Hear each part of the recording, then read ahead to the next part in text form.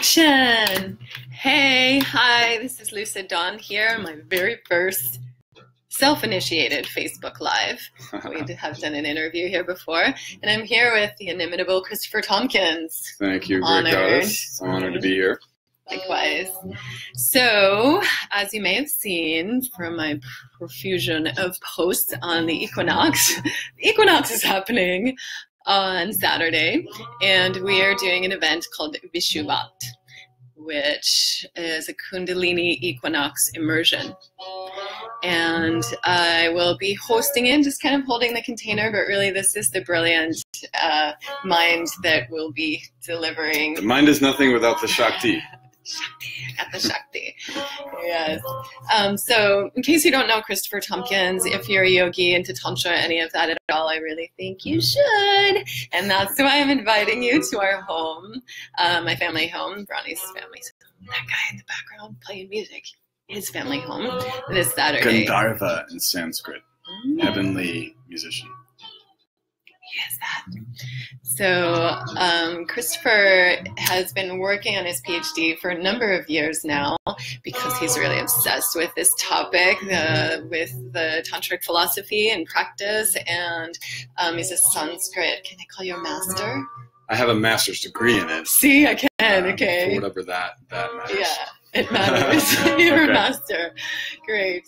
And so he spent a lot of these past 9 years, right, translating scrolls that have either not yet been translated or been mistranslated.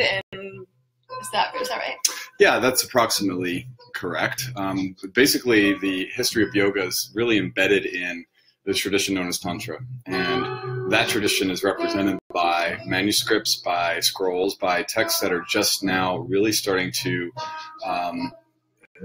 be accessed by scholars and also worked all the way down to the level of us practitioners, meaning to say we only know about 10% of the teachings on the original yoga that informs all modern lineages, and that the foundation of that yoga is this thing called Kundalini, which goes back to the earliest tantras, which date to about late 5th, early 6th centuries. So this is a long time ago, and we're really taking baby steps into unpacking this rich and incredible tradition. Awesome. We all are. Yeah. We. Thank you for spearheading this we. So I want to ask you what Kundalini has to do with the equinox, but first I want to say, so I'm intrigued by you saying that only 10% of the knowledge that's out there has even been uncovered. Right. So does that count what we have that's incomplete or even wrong? Or is that just like 10% of Well, put it this way. Right now we have hundreds of tantras that have been made available through the work of scholars that are mining them from libraries, from private collections in India and Nepal and other areas where they survive in South Asia. And this enterprise of gathering, collecting, typing them into searchable formats so people like me who can read Sanskrit can also search through these texts. This is really a new thing. It's only been around for like 20 years. And scholarship into the tantric tradition is only, roughly about 100 years old. So if you take, for example, the case of our source for Kundalini and the chakras, essentially this comes from an English translation of a chapter of, say it slowly, of a mid-16th century tantric work by a guy named Purnananda, who pretty much summarizes what everybody knew if you were a tantric about what Kundalini is and how it's applied to the chakras. Well, this particular book that's rendered in English that covers this chapter is called The Serpent Power. Some of you may have heard of this. And it's authored by really the first major scholar of the subtle body in the West, Arthur Avalon, aka John Woodruff. And he gives us basically a version of the subtle body that is taken from his from this first time moment where you have a scholar really trying to just step into this incredibly opaque, incredibly cryptic world of what the subtle body is. Cryptic mantras, cryptic practices, and he renders them as best he can, and he makes some mistakes. And so all of our knowledge about Kundalini and the chakras basically is still coming to us from this text published in 1918. And now that's almost 100 years ago. We're coming up on it next year. So anything that comes out of my work or other scholars, there are a couple that work on this stuff too, that doesn't make sense with what you've been taught, that's going to happen a lot because we're really getting to the basis of what Avalon did not have access to. Mm-hmm. And we're unwinding 100 years or more of misinformation or incomplete information. Some's correct, but none of best. Yeah, and the important thing is none of it's contextualized in terms of what has been transmitted into an actual sequence practice. We have, for example, descriptions of chakras. Yeah. But how do I apply pranayama, breath regulation to that? How are seed mantras applied? What does Kundalini have to do with it? In fact, what is Kundalini? This is one of the big questions that's the basis of my work. Because we've not really been given any publication or we've not accessed any source that's been transmitted through an English translation that accurately defines Kundalini to this point. Until your PhD maybe, huh? Yeah, and so the whole thing of the 9 years is perhaps sounds a bit obsessive, but it's really about getting it right and coming out and teaching it and going back to mine the sources, and now I'm finally rolling it all out in one package. Yeah. Appreciate that. Beautiful. So just for clarity, for those who don't know, the Tantras are books, or they're not always books, but writings or texts that have the information that were practiced by a group of people who came to be known as Tantrikas, or came to be known as Tantra Yoga, but they're written even on like palm leaves and stuff, right? I've seen that from you. So, right. So with that, you've dove in and found all of these texts and this juicy information with complete practices on Kundalini, huh? Yeah. So essentially there's one daily practice that becomes the hallmark of all Tantra. That is to say, there's many various lineages of the Tantric tradition that may change the names of the deities or add extra rituals, but all of them share this fundamental daily yoga sadhana, a sequence of practices that basically centers on the liberating and healing power of sound vibration. And this will eventually don't get me going too far on this trail, but this will eventually, over the 1,000 years of the evolution of the Tantric tradition, lead us from seated practice, internalized sound meditations that's really worked in with pranayama, meditation, visualization, and other practices, to a movement-based practice that takes sound or seed mantras into physical asanas or poses. And this is all part of the, what at the source is basically a Kundalini-based practice. Exciting. So it's something that once was practiced that got lost, and then there's the whole contention about did we ever even do asana? Now it's coming together that yes, we did, and with sound, which is happening again now kind of organically, as I feel like we're in a time of revelation. This is like the goddess is returning. Thank you for helping. Yeah, and we have to remember that before the Tantric tradition, there was no yoga tradition in the evolution of yoga that was life-affirming and body-affirming. That's, say, pre-Tantra, meaning Patanjali's Yoga Sutra and prior, going way back to the Vedas. You really have a practice of yoga that's about cultivating resistance to life, or that is a resistance to indulging in the senses, which then get us attached, and then we have to be reborn again. And it's kind of this rather dreary take on spiritual practice. And the Tantric's really responsible for turning that all around, where suddenly this world is a vibration of consciousness, and that vibration is Shakti. And it's sonic. Yeah, which is so exciting. But I do also want to mention there, because there's so many people who know about Tantra in the West as kind of a naughty, sexy thing. And so my understanding is that's where that idea came from, is because it really is the first spiritual practice, or at least the yoga of its time, that said, yeah, the body's okay and pleasure is okay and all these things that were previously being denounced. And so it's not that it's a sexual practice, but it's the only thing that said yes to the body and to pleasure. So and even in the earliest tantras, you have references, even though it is a completely breath-based, mantra-based practice. You have references by analogy of, fusing, for example, the in-breath descending from the third eye as the cool current of the moon represents that rejuvenating power of Shiva, which can also be seen as sexual energy that merges with the sun, which is sometimes analogized to the feminine power sexually. And sexual union is ultimately, in the tantras, not taken literally, at least in 99% of them, but really is a metaphor for the reunion of your own individual ego consciousness with the Supreme, your own Shakti with your highest Shiva nature. Yeah. And this, of course, in transmission in the colonial period of India gets twisted a little bit, partly to demonize this body life-affirming practice that threatened, imperialistic notions of Western religion, etc. But that's a whole nother tangent. Well, and it's a real tangent, though, because we still are in a culture of that here where, whatever really gives power to the people and to the individual, whatever might actually wake us up is, being suppressed. Yeah. So we're being the Kundalini rebellion here. We're rebelling by going back to the pre-rebellious practices, which essentially was founded on the science of breath, sound, and one-pointed focus, particularly here, which is what we're talking about with Equinox. Yeah, so let's spin back to that and our one-pointed focus of Kundalini. What does that have to do with the Equinox? Why are we having a Kundalini immersion on the Equinox? Right, so imagine me trying to take this really core doctrine, which I think everybody kind of knows or understands, that Kundalini is central to Hatha Yoga, another phrase for Tantra Yoga. But very few people ask what it is, right? And what Kundalini is. Okay. Maybe because they think they know already.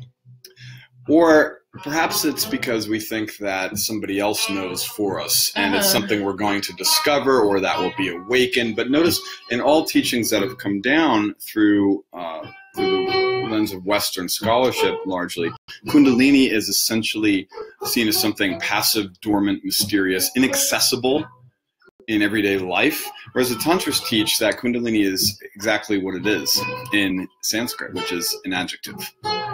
It's an adjective that refers to a shape, that which is coiled, or more specifically, as my research is now showing clearly, that which coils or is coiling when you pay attention to it. And so it refers to a particular subtle moment in between the breaths when we can access a very, very, very subtle yet intimately familiar and liberating sonic resonance that once captured, that Kundalini coiling, that subtle resonance once captured, has the ability of opening up the central channel of this beautiful subtle body, where liberation from lifetimes of karmic blockages that are stored in the energy body can be healed through this sound current. And so Kundalini is actually something that you create or manifest under the guidance of these teachings in moments of breath pause. And it is never, ever dormant in the body. In fact, it is often called prana dharani, she who bears or uncoils as the prana. Well, if it's dormant at the base of the spine, you're not going to live for very long. If the coiled, literally the coil of your breath respiration, the cycles of your breath, has lost its Kundalini, rocket power. So I don't want to give too much away today because you're going deep here, but which I'm loving, and hopefully everyone's loving. So we have been handed down that Kundalini is coiled at the base of the spine, lying dormant. But you're saying that's not possible. Otherwise, we wouldn't be breathing, right? That's what I'm hearing. It's kind of like the Kundalini is the adjective, the action of this action that moves the breath, that powers the breath through us, and it can be cultivated or energized with the breath pause or with sound. Is that because we're doing this whole sound thing? So as we can hear. Yeah. So the tantric tradition, in short, referred to itself as the path of mantra. And mantra here means the embodied expression of the divine in sonic form. Practically speaking, these tantrics were visionaries and sound scientists, is what I like to call them. That's what I call him. Perfect epithet. And what they discovered was, by working with certain vowel tones combined with a very, very efficient and consistent three-part breath practice, one can achieve access again to the central channel, the Sushumna Nadi as it's called. Also, the central channel is called the Equinox channel. All things that have to do with balance, samanya in Sanskrit, whether in our seasons or in our subtle body, are auspicious insofar as those are the moments when we discover the subtle sound of the divine behind every breath we take. That's really delicious. So Vishuvat, right? That's the word for equinox. And for the central channel, does that also mean the central channel? Right. So the oldest Tantra, where most of the material I'm drawing from comes, and the source of my work is called the Beyond Time Tantra. Now, think of the equinox. In that moment, you are exactly in the center of the phases of the sun, the solar year, as the days begin to get longer, from the point where they're dead even in the Vishuvat, in the equinox, meaning to say equal amount of light and dark in the day. Well, the in-breath is the night. The out-breath is the day. Vishuvat is the central channel. So it's like that pause between the breaths, or that space that's neither here nor there. That sweet Ishvara Samyoga Vishuvat Shishunanadi Kundalinya Shakti. In the moment of pause, of equilibrium, of equinox, in that gracious channel known as the Shishuna, that Kundalini, that coiled resonance, the source of life, can be accessed.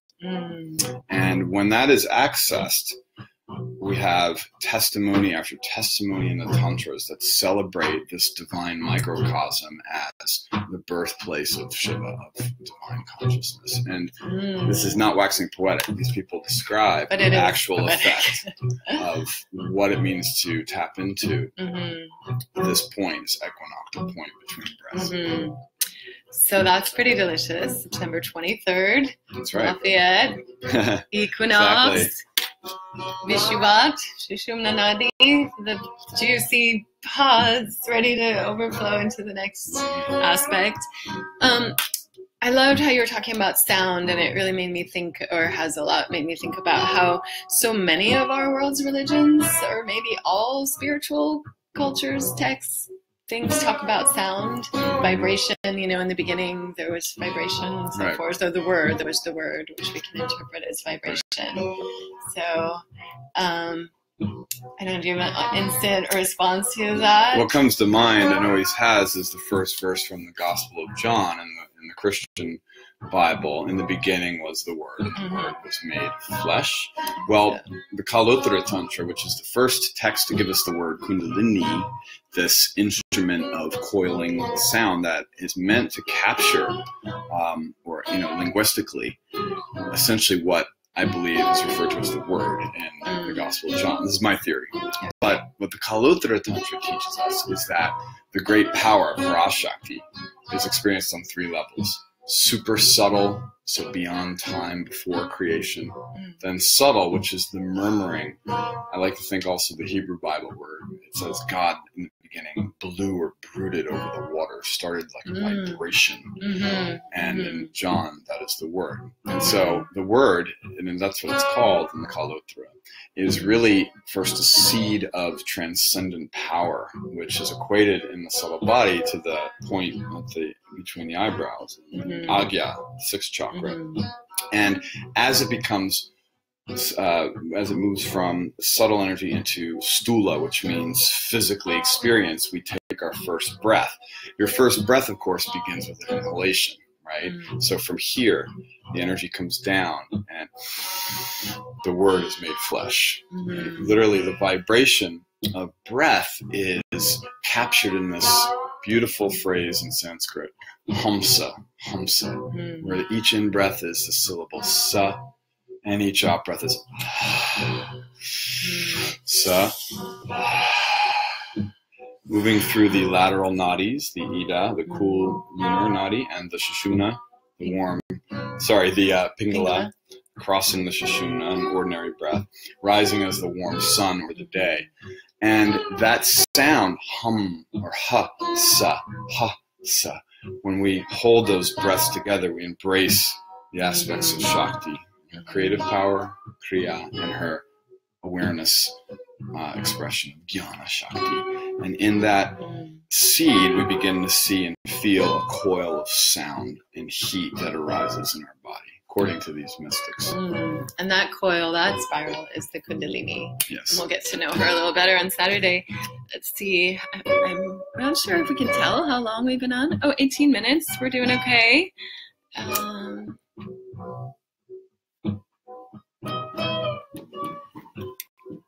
So I know that you and Enor have been talking about some stuff about sound and the sound science, modern as well as the ancient sound science, and both of you going like, that's the same thing, and that's so cool. I love how we're in that time in the world right now. That's, you know, all these things that have been around for hundreds or thousands of years are being proven by science.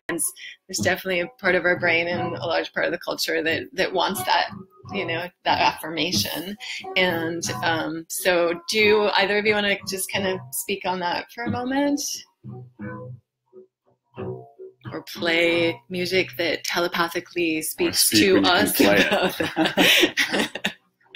Yeah, I've been geeking out on why sound matters. Why sound matters. That's your big thing. Sound. And that so many things can be attributed to that vibrational influence. And really, when I say sound, I'm saying vibration, I think, ultimately. And I think that's what the religions are saying when they say in the beginning was the word. And so there is this sort of innate core idea of spin in vibration. And so I've been playing with spirals and sound as a core natural principle to just kind of delve into what makes our heart beat, what makes us feel good, what's in the room right now that wants to be transmitted, you know, and trying to get more sensitive to that by learning the laws of nature or the laws of this realm. And so the number 9 is really spectacular, and spirals are really spectacular, and sound, as I can put it through my body and through an instrument, is spectacular. I'm really excited to We agree. these mantras, because to me they seem like the intuitive technology of consciousness that was won over thousands of years and many generations, reportedly. So I would love to know what they knew and to build on that knowledge, or at least discover it, rediscover it in our time. Yeah.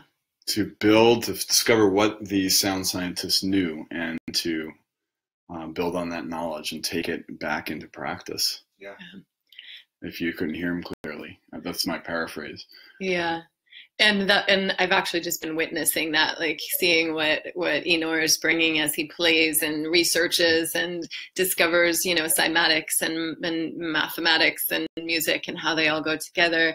And then, you know, I'm talking with Chris and he's showing me pictures of ancient drawings of things that are spiraling and things that have the golden mean to them, and it's how these patterns are repeated throughout nature, throughout time, and how we have, you know, the musician and the yes, this is Kundalini. Chaitanya and Kundalini.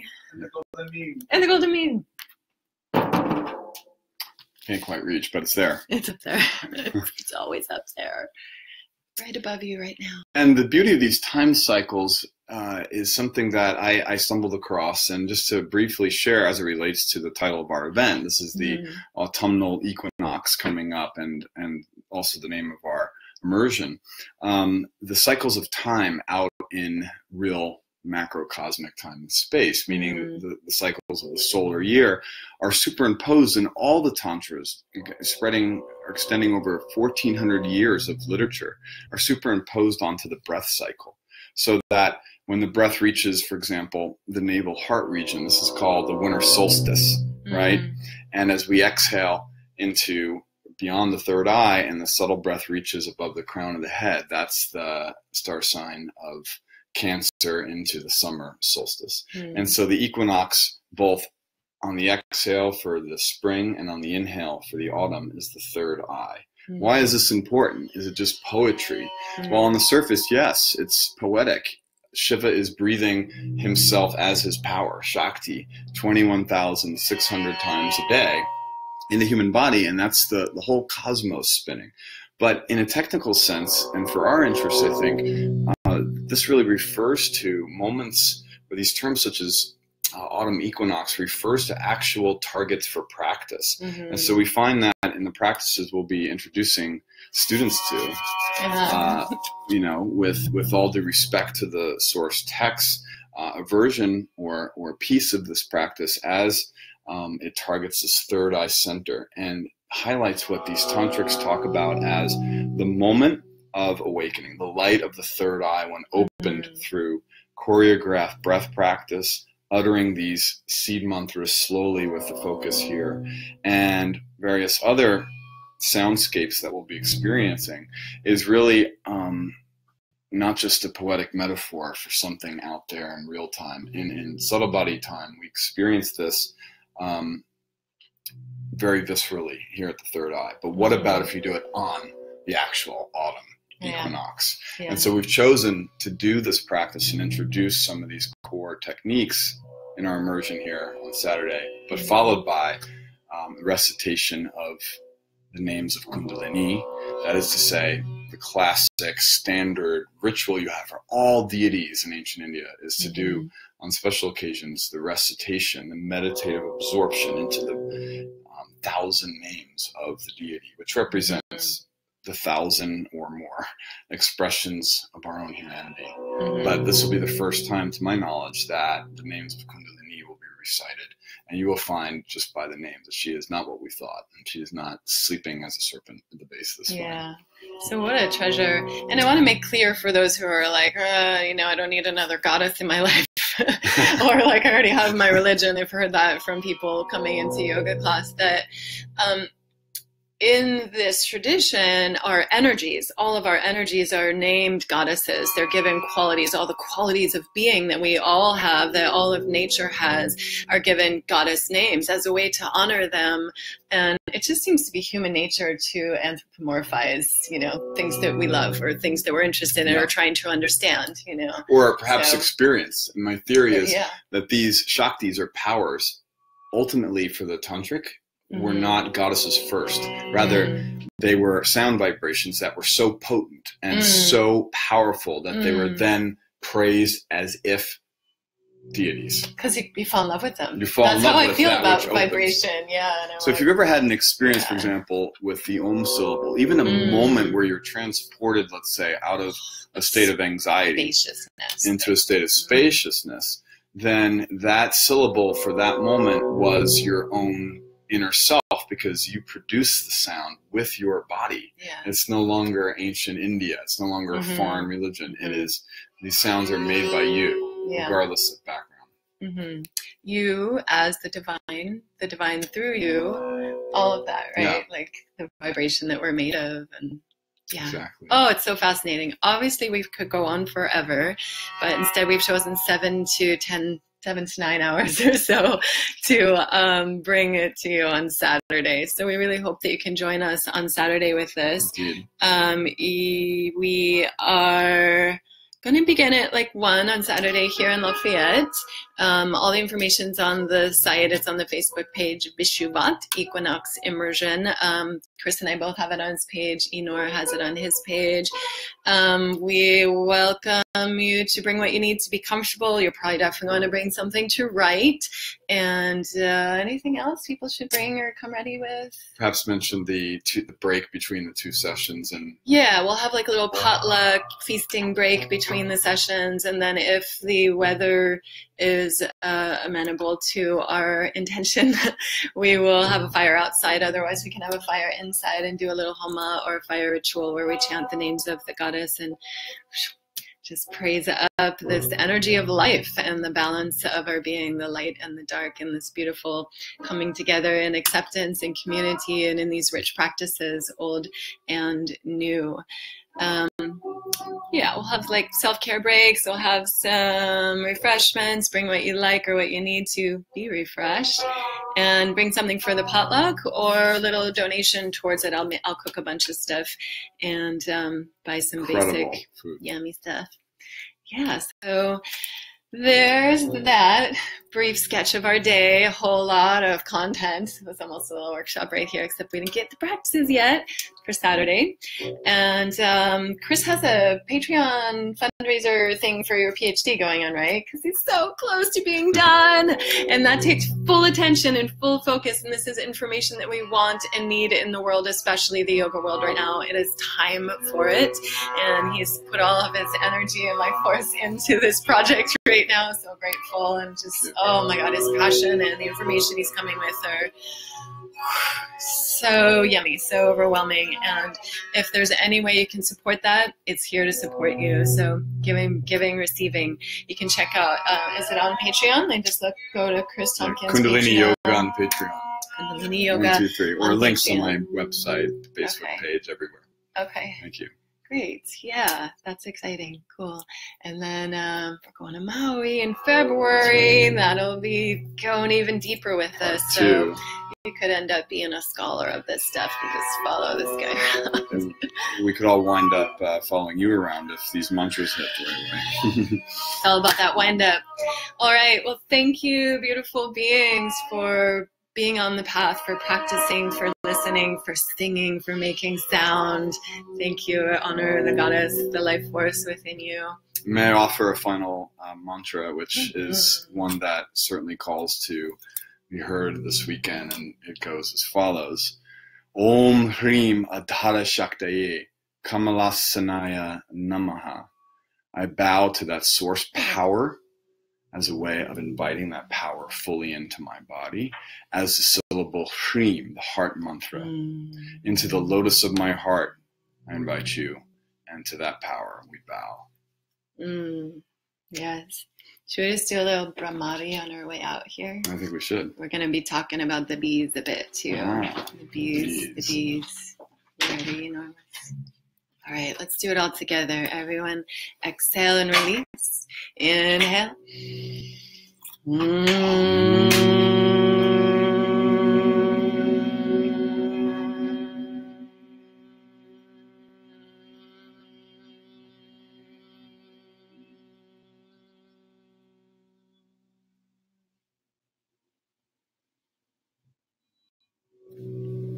Namaskar.